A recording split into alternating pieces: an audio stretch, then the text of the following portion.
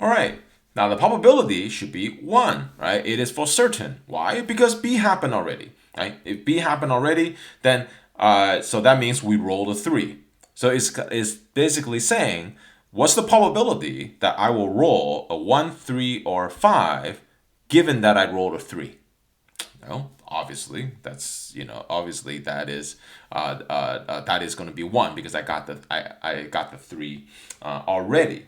Okay. Now, what if I want to calculate this? What if I can't think this through, so I want to calculate it? That is fine. Let me just calculate that. Probability of A given B equals, well, first I want probability of A and B. Okay, so what's the probability of both of these happening, right? A and B. Okay, let me just write that quickly. A and B, they intersect, right? They intersect, or A intersect B is 3, right?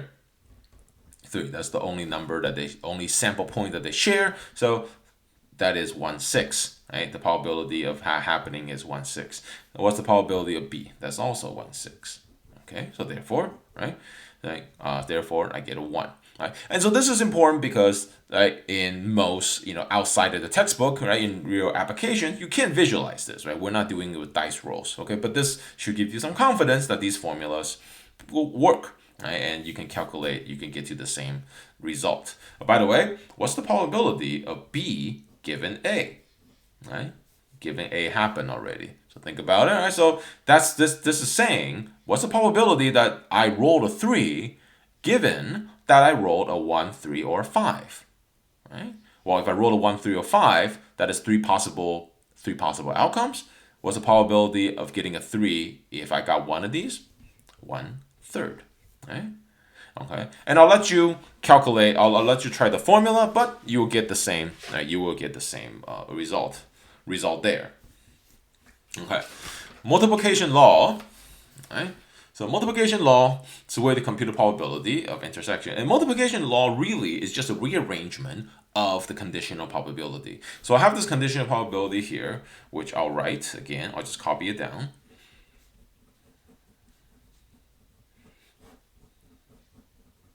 All right, and we know this to be true because that is the definition. All right, so then I can rearrange this by multiplying probability of B on both sides. Again, the reason I can do this is because these are just numbers. Right, so I can do algebra, right? Whenever I just have numerical values, so I can multiply by B on both sides. Right, they cancel out, and then I'm going to rearrange it right like this because it looks better. So probability of A and B then can be calculated and written as probability of A given B times the probability of B. Okay. All right. Now, other than just convenience, right? This will come into play like later on. But one thing also, A and B is the same as B and A. Right? Right, putting A, right? So A and B is the same as B and A, right? There's no difference between the two. What does it tell us? That tells me that I can write probability of A and B. Okay, well, here, let me just finish the thought here, right? That means probability of B and A the same as probability A and B. That means I can rewrite this probability A and B as probability of B given A times probability of A. All right, okay. All right, not sure if it come in handy, but now, right, if you have, so it depends on which information you have, right, you can use either of these 4 information, right, to a pair of these 4 information to find out what the what probability of A and B is. All right, now if you have multiple events, right, multiple possible outcomes, right, and they're related to each other, right, it might be convenient to write them in such a form, a joint probability table. All right, now we have 4 events, right? And basically I have 2 companies. I have a mining company and an oil company, and the outcome for both company is either the profitable or not profitable. Right? Now they are related. Now how do I know they are? How do I know they are related, or in what form are they related? First thing I can look at is in the middle. Now everything in the middle is their intersect. Right? So everything inside is the intersect. Right? That is the A and B, right, component of it. And then you just read it like a matrix form. So for example, the probability, this tells me, like this 0.12 tells me the probability of the mining company profitable and the oil company not profitable. Remember, this uppercase C here, the superscript C is, it means complement, right? So this equals 0.12. Okay, let's do one more, right? Probability of, I'm gonna pick this one, right? That is a probability that the mining company is not profitable and the oil company being profitable. Okay, so what are the chances that happening together? Right, that is 0.34. Okay, all right, and then now what is not shown here? Well, what is the probability that for example, right, the oil company being profitable and the oil company being not profitable? Okay, it's a trivial question, right? Because the company is either profitable or not profitable. There's no other outcome, right? So that definition, or sorry, that probability will be 0, right? And we can see it here. It just doesn't show. It doesn't show up here. Okay, all right. So that's one. So that's whatever's inside. That's your intersect. Now, whatever is outside here, right? That's on the margin. So we call that the marginal probability. Right, marginal probability. I like to call that the total probability because, for example, this 0.70, what does that represent? All right, well, so then you look across and you see that, oh, this represents the probability of the oil company being profitable, and that equals 0.70. Right, so that's this guy here. So that is, I call that the total probability. Right, that goes across here. We'll do one more. Same thing is we go down. Right, what's the probability of the mining company not being profitable? Okay, so then you look down, you just see the sum here, right? That was 0.52. Okay, so probability of it being not profitable, 0.52. And when you add, since these are the only two outcomes, right? When you add across, it has to add up to 1. So adding up across, add up to 1, adding down, adds up to 1. If it doesn't, then we're missing, right? There is another possibility here that we have not accounted for. Okay, all right. So now, okay, what are some ways I can use this? Well, for example, right, I like to know what is the probability.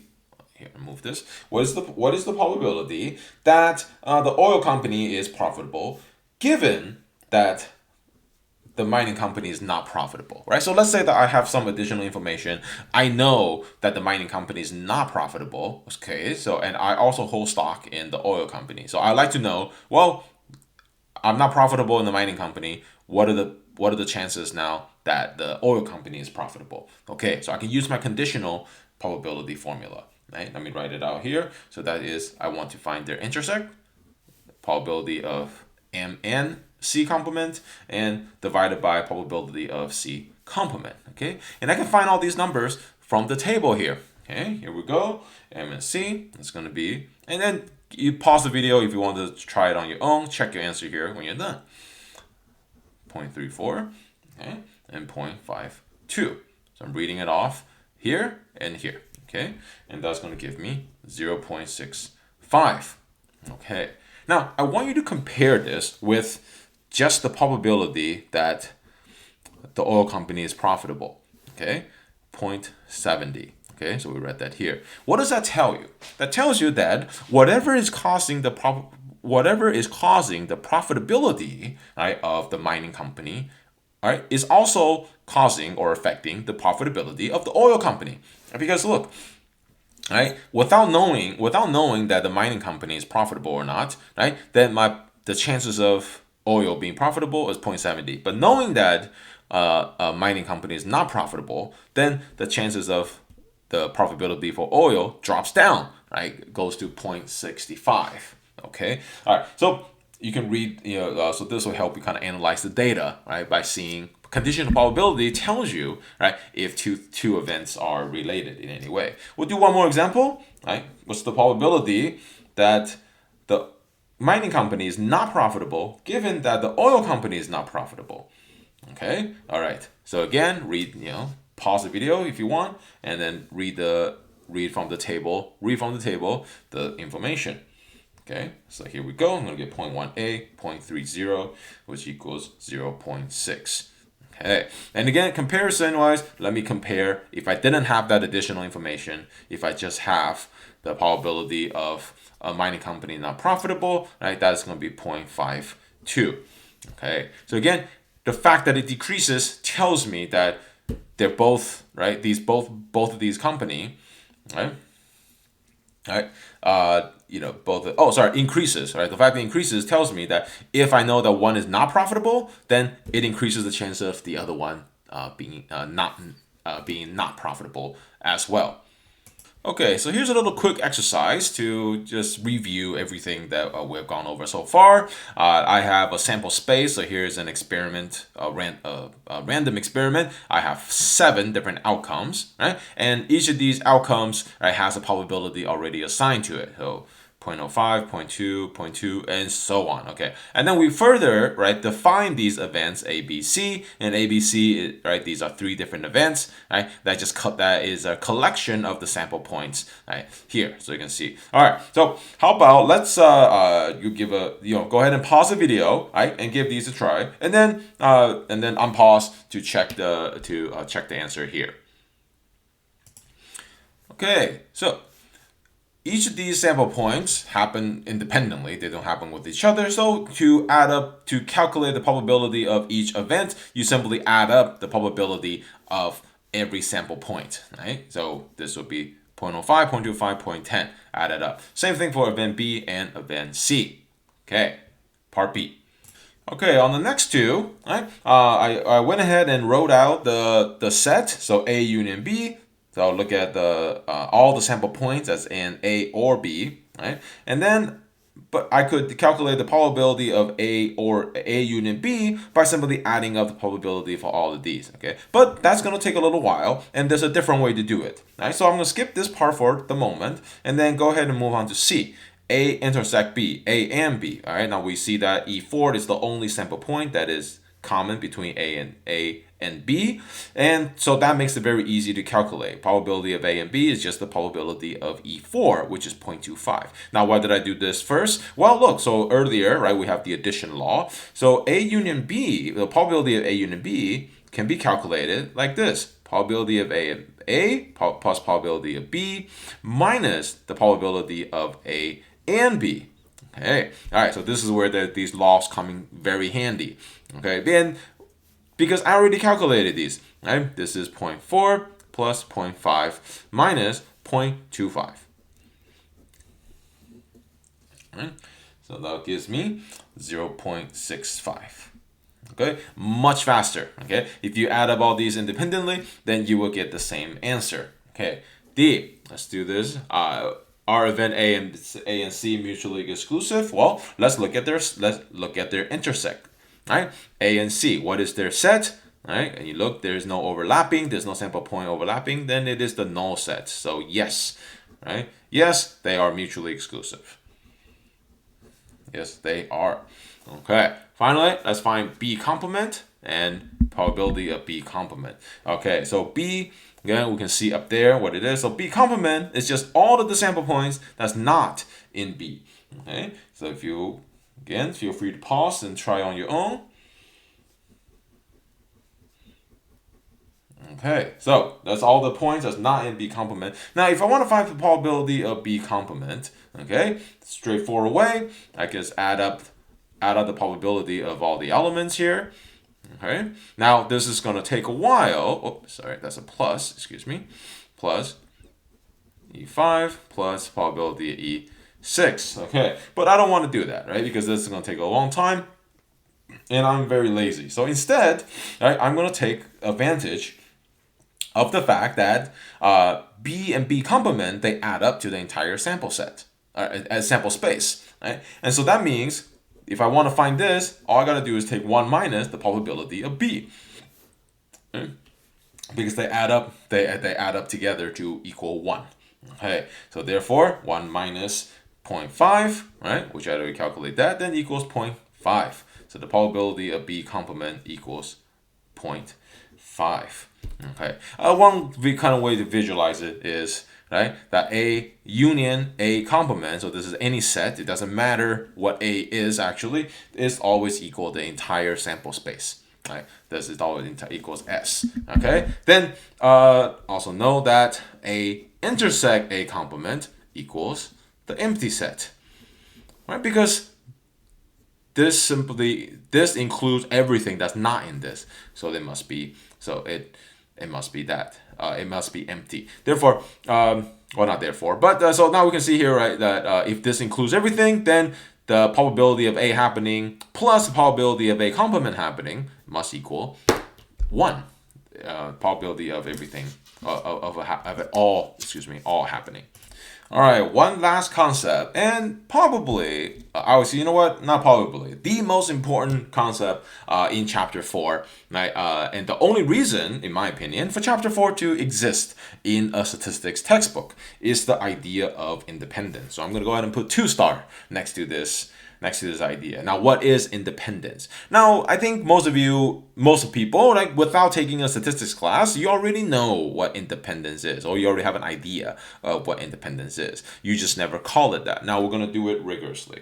All right. So, the mathematical definition of independence is this: if two events A and B are independent, right? If probability of A given B equals probability of A, and probability of B given A equals probability of B.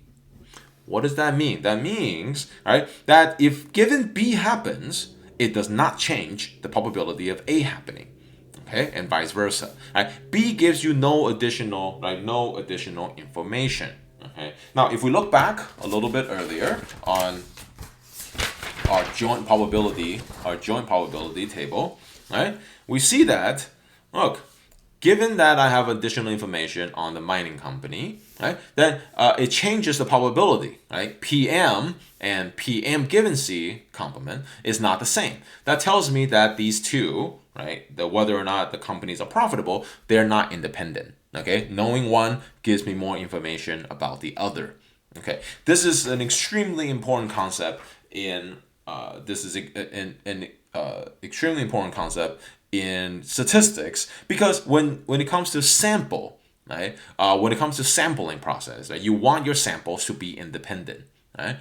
Visualize this, right? If you imagine, like, well, here, what's the probability of somebody is wealthy, given that you found them at a Fields Coffee, right? Now the question is, does this equal the probability of just somebody is wealthy? Right? Does the fact that you know that does the fact that you met him at Phil's Coffee change, right, whether or not the chances of this person is wealthy? Now, that does not mean that everybody goes to Phil's Coffee is wealthy, but does that change the probability, right? So that is an important question, because when you sample, right, you don't want a biased sample, right? You want to make sure that everybody you sample is independent. So you can intuitively, I think everybody can see a problem if, let's say, that you're getting, sample for a ballot measure in California, and that person, doing the survey just stands in front of Phil's Coffee and only ask the people who walk out of that place. Right? That will not be a representative sample, right? And I think everybody before statistics class knows that. Now we have something concrete, right? We can express in mathematical term on why that is an issue. So if this does not equal, then we do not have independence. We do not have independence here. Now, independence does not mean that it is mutually exclusive. Okay, I'll put that as an example. All right, so let me just write it down again. Independence does not equal to mutually exclusive. Okay, this is a common mistake. Now, if you don't think they're related, then that's great, right? But if just in case if you're confused, right? Just in case if you are led to believe that this is not the same. Why? Okay, I'll show you an example. Right? So here's an example, right? Suppose I have an experiment here where I flip a coin and roll the dice. Okay, and you can just visualize, right, that I have a coin in one hand and a dice in the other, and I throw them both in the air. Okay, now the question is, what's the probability that I roll ahead, given that I rolled flip ahead? I mean, given that I rolled 3, right? Well, does it matter what a number I roll? Does it change the probability? No. So this is the same as the probability of flipping a head. These two events are independent, right? Flipping a coin and rolling a dice. Yeah. But are they mutually exclusive? No, because I did them at the same time, right? They can occur together. They are not mutually exclusive at all, right? So, but they are independent events, okay? Now, why is that helpful for us? Because of this. If I have two events that are independent, okay, then multiplication law tells me that A and B, the probability of A and B, can be found by multiplying the two probabilities. Okay? All right. Now, this is the key here. This is only true if A and B are independent. Okay, so here, let's continue with our example. I want to find the probability of getting ahead and rolling a 3. Okay, so how do I find that? Well, what's the probability of flipping ahead times the probability of rolling? I keep misspelling that. Rolling a 3. Okay, so that is 1/2 times 1/6. Right, so that will give you 1/12. Okay, I can only do this if they are independent. Okay, now you might say, well, what's the big deal, right? Well, for example, right, suppose A and B are not independent. Okay, so suppose that they are not independent. How would I find probability of A and B? Well, then I will need this. I need the probability of A given B times the probability of B. Okay. Well, first of all, that might be hard to find, probability of A given B. Okay. And second of all, this might seem fine when I just have two events. But what if I have probability of A1, A2, and A3, and right, and so on, all the way to AN. Well, what if I have multiple events, right? What if I have multiple events, right? And I want to find the probability of them all happening together, right? I have N events. Well, if they are independent, right? So if independent, then it is simply probability of A1 times probability of A2 times all the way to probability of AN. All right? Now, if not, right? If independent. If not independent, I should just write that. If they're not independent, then I will need the conditional probability for every combination. I will need probability of A1 given A2, probability of A1 given A3, right, and so on. And I will need probability of A2 given A1, probability of A2 given A3, and so on, and so on, and so on. Right? I will need to collect all that information, right, to actually properly calculate the probability of the intersection between all of these. All right. So this is the most important concept in statistics in our class and just overall. All right. And because everything that we will do, the sampling that we will do later on in class, right, all the results, all the estimations depends, right, on the fact that these events, right, individuals that we sample are independent, right? We have n samples, right? We sampled 100. Let's say we sampled 100 people, and we want to know what's the probability that I observe everybody at the same time. That's as such. Then I can only calculate this if the sample is independent. If the sampling is not independent, then it is impossible, basically impossible to calculate. Okay. All right. So, again, try out the chapter 4 exercise, right? And feel free to pause this video and come to office hour if you have any more questions.